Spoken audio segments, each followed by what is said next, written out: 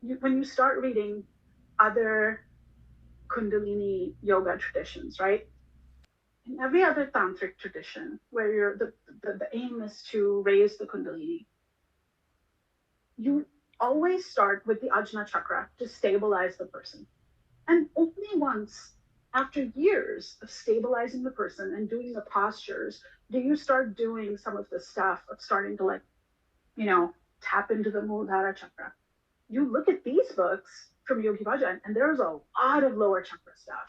And there's no, like, pranayama at the beginning. There's a physical warm up, but there's not like that spiritual centering.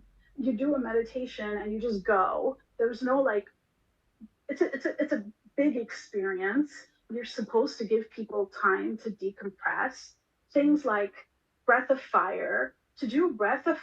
Okay, so in the yogic tradition, everybody's not born with, like, you're not born with X amount of years. You're born with X amount of breaths.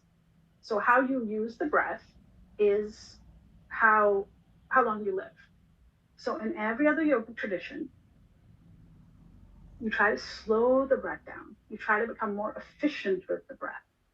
It's only in this version of Kundalini Yoga, that you are literally making people hyperventilate with inhaling and exhaling with breath of fire. And it occurred to me, the reason there's all of this lower chakra stuff and the reason there's all of this breath of fire, it's basically to disorient and hurt and manipulate. It's beyond, oh yeah, it's some made up nonsense. It's made up nonsense that he clearly made up to hurt people. Yeah. It doesn't correspond with any other tradition. And he's not the first person that's, talked about Kundalini Yoga. If you go to India and say you studied KRI, they'll tell you, oh, that's neo-Western Kundalini. Like, that's not real. And then he says things in his books, like Yogi Bhajan says things like, oh, we do not initiate. If you're not initiating, why does everybody have Sikh names? What are you doing, man? Like, what is happening here?